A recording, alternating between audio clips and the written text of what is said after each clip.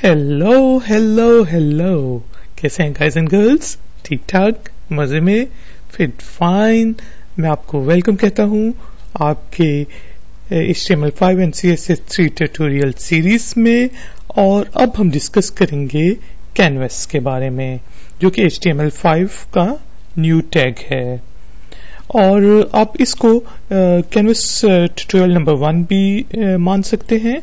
और इस ट्यूटोरियल में बेसिकली हम HTML5, CSS3 और जावास्क्रिप्ट को यूज करते हुए डिफरेंट ग्राफिक्स कैनवस के ऊपर बनाएंगे।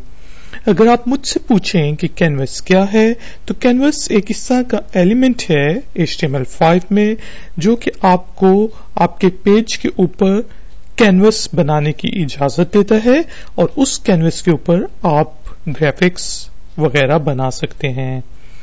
तो आप ये समझ लें, जिस तरह एक पेंटर होता है वो कैनवस के ऊपर कुछ ड्रॉ करता है और उसके लिए उसको कैनवस की जरूरत होती है और उसके लिए पेंट ब्रश और पेंट्स की जरूरत होती है। तो इसी तरह कैनवस के दो मेन एलिमेंट्स होते हैं, जिसमें एक तो हमारे पास कैनवस होता है जिसके ऊपर हमने ड्रॉ करना होता है, और दूसरा उसका कॉन्टेक्स्ट होता है, जिसके आप समझ लें कि वो पेंट ब्रश और पेंट्स होते हैं, जिसके जरिए हम अपने कैनवस के ऊपर चीजें ड्रॉ कर सकते हैं, ग्राफिक्स ड्रॉ कर सकते हैं। और कैनवस में आप डिफरेंट किस्म के पिक्चर्स भी इंसर्ट कर सकते हैं।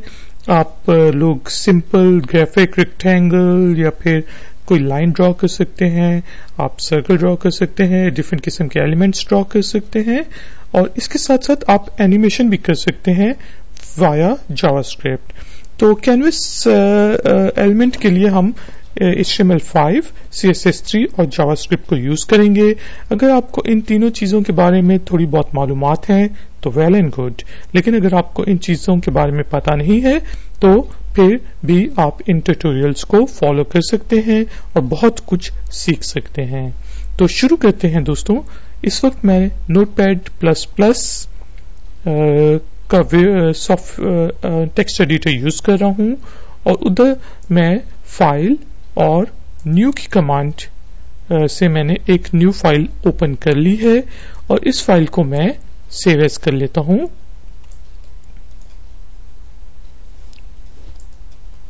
canvas.html के नाम से, और इसको मैंने मुझे canvas सेलेक्ट किया फाइल नेम, और उसे सेव एज टाइप मैंने कर दिया हाइपर टेक्स्ट मार्कअप लैंग्वेज, और इसको मैंने सेव कर दिया। तो HTML5 के जो मेन टैग्स होते हैं वो मैं जल्दी से लिख देता हूं। मुझे सिर्फ बताना है कि इसकी जो डॉक टाइप है वो क्या है, HTML। ठीक है जी। और ये बेसिकली HTML5 आपके ब्राउजर को पता चल जाएगा कि जो डॉक्यूमेंट हम बना रहे हैं, पेज बना रहे हैं, ये HTML5 में है। और इसके बाद मैंने टैब प्रेस करके लिखा HTML, और आप बता सकते हैं कि लैंग्वेज जो आप यूज करेंगे वो इंग्लिश है। और इसके साथ ही अच्छी प्रैक्टिस ये है कि आप HTML के टैग को बंद कर दें, और उसके आगे मैं बताता हूं कि मेरा हेड का टैग शुरू हो रहा है। और हेड के टैग में कुछ आपके इंपॉर्टेंट टैग्स होते हैं, जिसमें आपका टाइटल का टैग होता है, और मैं कह देता हूं कि यहाँ पे मैं कैनवस एलिमेंट्स के बारे में बात करूंगा, इस वजह से मैंने इसका टाइटल कैनवस एलिमेंट दे दिया। और उसके साथ ही बेसिकली मैं इसका जो है टाइटल बंद कर देता हूं, और यहाँ पे मैं अभी इसका हेड भी क्लोज कर देता हूं। और मैं अब बॉडी का टैग यूज करता हूं, और बॉडी के टैग में बेसिकली हम अपने कैनवस को ड्रॉ करेंगे, और ये मैंने बॉडी का टैग भी क्लोज कर दिया। और इस पेज को मैं एक दफा सेव कर लेता हूं। और अब जो है हम अपने बॉडी के टैग में कैनवस एलिमेंट यूज करेंगे। कैनवस का टैग मैंने लिखा कैनवस। आप इसको कैनवस के टैग को सिंपल कैनवस से शुरू कर सकते हैं और उसी तरह स्लैश कैनवस से क्लोज कर सकते हैं। तो बाय डिफॉल्ट अगर अब भी मैं इसको रन करूं लॉन्च इन क्रोम, तो आप देखेंगे कि इस वक्त मेरे पास पेज के ऊपर कुछ भी नजर नहीं आ रहा। उसकी वजह यह है कि कैनवस का जो एलिमेंट होता है उसको एक तो आपने उसकी विड्थ और हाइट डिफाइन करनी होती है, और दूसरा बाय डिफॉल्ट वो जो पेज का आपका बैकग्राउंड कलर होता है उसी को वो अपना बैकग्राउंड कलर बना देता है। तो बेसिकली अब हमें क्या करना है, हमें कैनवस की एक विड्थ डिफाइन करनी है कि लेट सपोज मैं कहता हूं कि मेरा कैनवस जो होगा वो 400 पिक्सल्स का होगा विड्थ, और उसकी हाइट जो होगी लेट सपोज हम कहते हैं 350 पिक्सल्स होगी। इसके साथ साथ हमें अभी इस कैनवस के बैकग्राउंड कलर को, बॉर्डर को डिफाइन करने के लिए CSS3 की जरूरत पड़ेगी। इस वजह से मैं इसकी आईडी भी दे देता हूं, और मैं अपने कैनवस की आईडी दे देता हूं न्यू कैनवस, क्योंकि आप एक पेज पे एक से ज्यादा कैनवसेस भी यूज कर सकते हैं। और अगर तो आप ये मैसेज कुछ उस यूजर को जिसके पास पुराना ब्राउजर है और वो कैनवस एलिमेंट को सपोर्ट नहीं करता, तो आप उसको कोई भी मैसेज canvas/canvas के टैग के दरमियान दे सकते हैं।